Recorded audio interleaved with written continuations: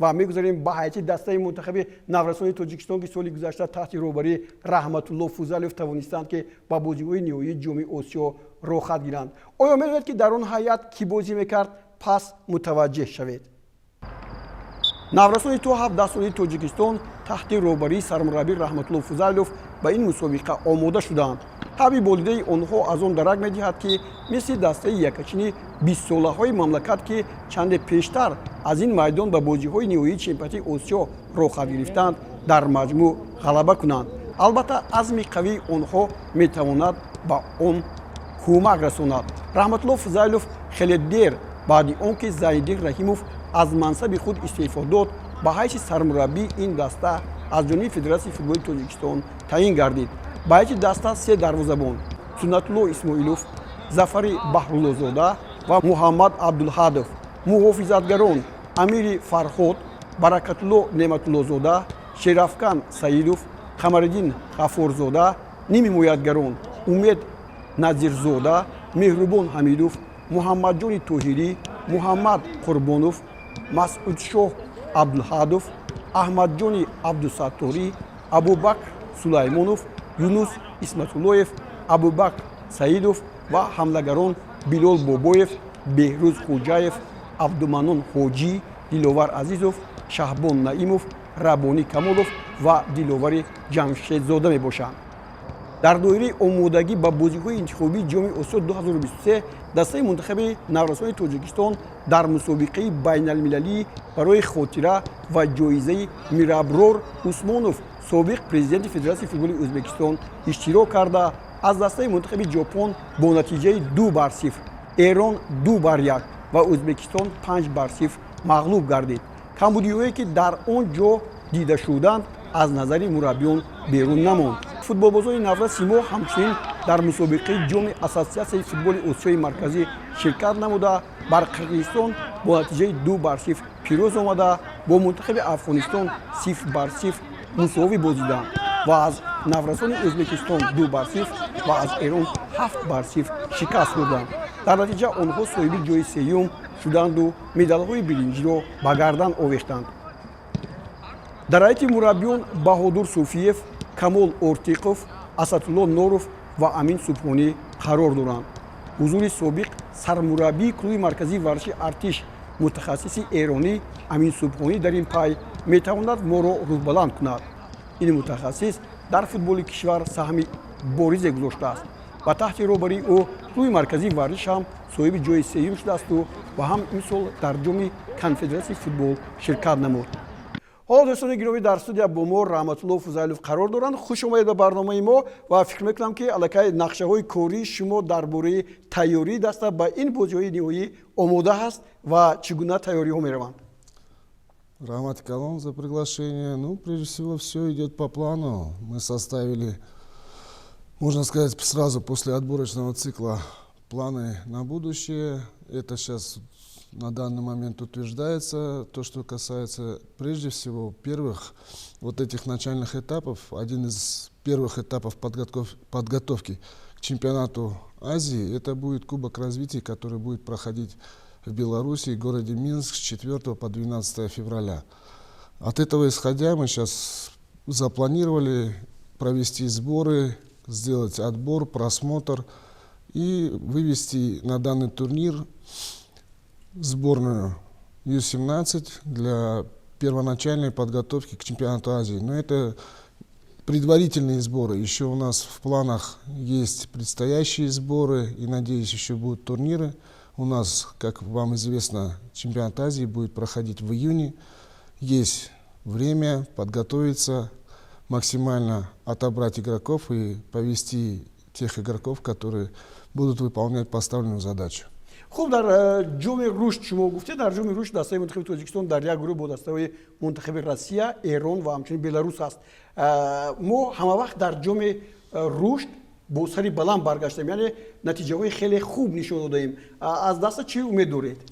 Ну, естественно, у меня всегда задача, где бы я ни работал, на каждую игру выходить и выигрывать. Этот предстоящий турнир, соперники очень достаточно сильные.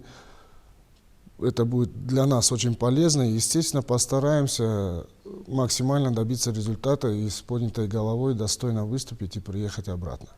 خب نسبت بازی‌های انتخابی جام آسیا که در تاجیکستان گذشت و دسته ما پیروز شد آیا در رابطه دسته تغییرات ها هم با وجود اومدنش ممکن است زیر نظر شما دیگر بازیگران بودند؟ Естественно, сейчас вот то, что касается отборочного цикла, такого ажиотажа не было, а так как сборная выполнила задачу выхода на чемпионат Азии, сейчас ажиотаж вокруг сборной стало намного больше, очень много желающих попасть в нашу сборную, звонят, просят, пожалуйста, мы никому не отказываем, просматриваем почти всех потенциальных новичков, всем предоставляется шанс, и будут играть сильнейшие. تشکر دوستان گرامی. فوتبال آسیا درباره جنبسته موسمی سال 2022 الکی و شما درباره دسته‌های دیگری تاجیکستان جوانان و همچنین دسته اساسی سخن‌ها گفت و برنامه مخصوص خود را پیشنهاد کرد. حالا بیاید به بازی بین دسته‌های منتخب نوسان تاجیکستان و ویتنام توجه بکنیم. در بازی اولی دسته منتخب تاجیکستان با مغولستان پیش از این وخوری من در ورزشگاه بودم و با فوتبال بازی دسته منتخب مغولستان هنگام وخوری گمان کردم که این یکی از دسته‌های پرزور گروه خواهد بود و آنها هم در مقابل تاجیکستان در بازی اول به میدان آمدند و اینجا فوتبال بازی ما نشان دادند که البته دسته منتخب تاجیکستان بهتر است و فوتبال بازی ما همین گونه یک هجوم خیلی عالی خود را تشکیل کردند و ایتکل بالچیندورچ در دقیقه 28 توپ را به طور دروازه دستش روان کرد. این در حال با وجود آمد که از کنار چپ میدان فوتبال بازی ما همین گونه یک ارسال را به میدان نزد دروازه کردند و اونجا توپ وارد دروازه شد و بعد باز چند دقیقه دیگر در همین قسم یکم ابوبکر سلیمانوف کاپیتان دسته منتخب نورسان تاجیکستان گل دوم رو هم به ثمر رسانید.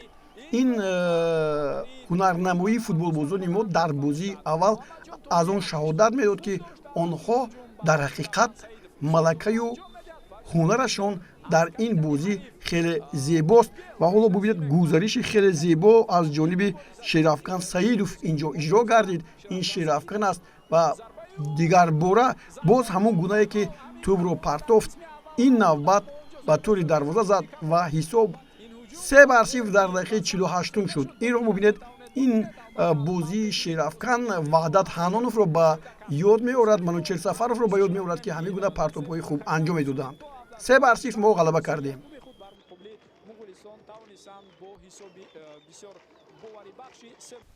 خب رحمت الله درباره اون که ویتنام اونقدر در گروه سست‌تر بود و افغانستان هم توانست این دسته رو ببرد، یعنی شما از همین نتیجه‌ای به دست اومده قناعتمند هستید؟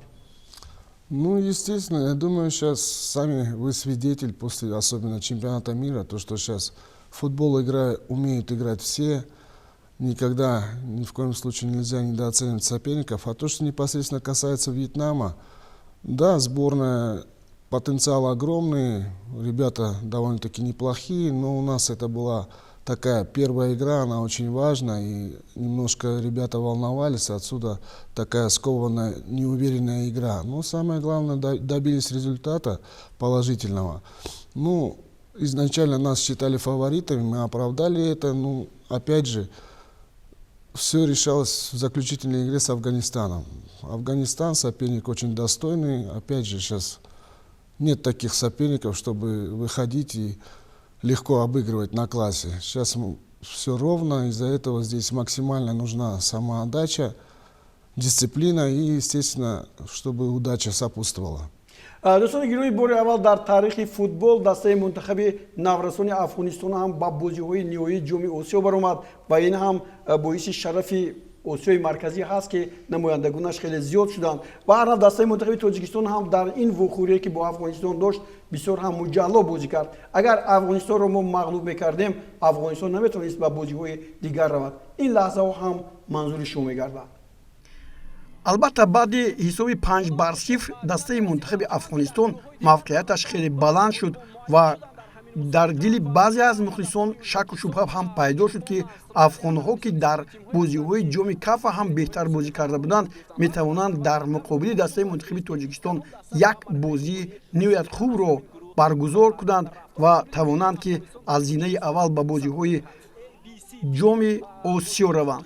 аммо баробари шурӯъ шудани бозӣ бартарӣ бар ҷониби сурхпӯшони дастаи мунтахиби Тоҷикистон буд ва онҳо ҳамеша дар хати ҳуҷум буданд ва дастаи мунтахиби Афғонистонро дар ҳоли бисёр ҳам душвор мегузоштанд. мо тавонистем ин навбат хеле барвақттар дар дақиқаи 21 ҳисобро боз кунем. ҳоло инҷо ҳуҷумҳои пайдарпайи футболбозони мо дар пай ҳолатҳои хеле хубро дошт. инҷо ҳоло Раббони Камолов хеле бози зебо кард, бисёр ҳам пасҳои олӣ дод ва боз як ҳуҷуми футболбозони дастаи мунтахиби Тоҷикистон ва Беҳрӯз Хуҷаев ҳисобро ворид тури дарвоза кард. инҷо Шаҳбон Наимов зарбаи хеле хуб ба сӯи дарвоза зад. ҳоло бубиед ин рақами 12 дастаи мунтахиби Тоҷикистон Шаҳбон Наимов аст, ки паси олиро партофт ва инҷо ҳамдастаашро хуб дод. пеш аз ин дар ин ҳуҷум Абубакр Сулаймонов, капитани даста, ҳам шарик буд, ҳамроҳ буд ва бо як расиши кӯтоҳ Беҳрӯз Хуҷаев тавонист, ки дастаи мунтахиби Тоҷикистонро ба сафи пеш барорад ва ҳанӯз қисми дуввуми бозӣ идома дошт ва диловари Ҷамшедзода дар дақиқаи 80 бо як голи зебои сар тӯбро ба тури дарвозаи дастаи мунтахиби Афғонистон ворид кард. хуб, Шаҳбон Наимов дар ин вохӯрӣ бозигари беҳтарин буд. дар вохӯрии аввал агарчи капитани дастаи мо Абубакр Сулаймонов бозингари беҳтарин буданд, аммо ҳамаи бозингарони мо имрӯз беҳтарин буданд. ҳоло бубиед инҷо партофти хеле олиро ва ниҳоят 2-0 мо дар ин бозӣ ғалаба кардем ва бо аксари ҳолҳо бо 2 пирӯзӣ ба бозиҳои дигар суъуд намудем. хуб, акун шумо омодагиро аз ҷоми рушд шурӯъ мекунед ва аз гурӯҳҳои ҳоло ки қуръакашӣ нашуданд, шумо чиро интизор ҳастед аз қуръакашӣ? Ну, такого особого ожидания нету. Здесь не приходится выбирать, чтобы попался тот или иной соперник. Кто бы ни попался, максимально подготовиться, прежде всего достойно выступить. И то, что я давеча заранее говорил, у меня принцип на любую, каждую игру выходить и выигрывать. Неважно, какой это соперник, сильный, слабый, максимально выходить, выигрывать, выполнять минимальную задачу. У нас поставлена выход из группы. И, естественно, добиваться большего, потому что мы сами свидетели, что в прошлом эта сборная Ю-16, Ю-17 добилась такого успеха выхода на чемпионат мира. Так что у этой сборной минимальная задача – выход на чемпионат мира. ман шуморо дар бозиҳои ҷавонони Ю-20 ки инҷо буду ҳоло тамринҳоро мегузоранд мебинам бо Олег Кубарёв ки дар Тоҷикистон ба ҳайси сармураббии дастаи ҷавонон таъин шудааст. шумо оҷо чикор мекардед? Ну, прежде всего, спасибо Федерации, спасибо Олегу Михайловичу за предоставленную такую возможность. Мне предложили провести стажировку, поучаствовать в этих сборах, посмотреть, какой подход у таких специалистов опытных. Я это принял с удовольствием и с удовольствием участвовал. И всегда приятно, набираюсь опыта, учусь, мы всегда учимся. Я этого как бы не сковываюсь, не стесняюсь. Бисёр омӯхтед? Да, конечно, многое очень для себя подчеркнул. Это, я думаю, в дальнейшем в работе обязательно поможет. дар ҳайати тим ё худ дар ҳайати мураббиёне ки ҳоло мо мебинем ки унҷо Амин Субҳонӣ ҳам буданд, ҳоло ҳамон ҳайат боқӣ мондааст ё ки шумо тағйирот дар ҳайати мураббиён ҳам мекунед? Нет, прежде всего я сохранил свой штаб и надеюсь, все так сохранится в дальнейшем, и мы до конца доведем это дело вместе. хуб, ба шумо бори кор мехоҳем. Ташаккур ки ба барномаи мо омадед. Рамат. Саломат бошед. Саломат бошед.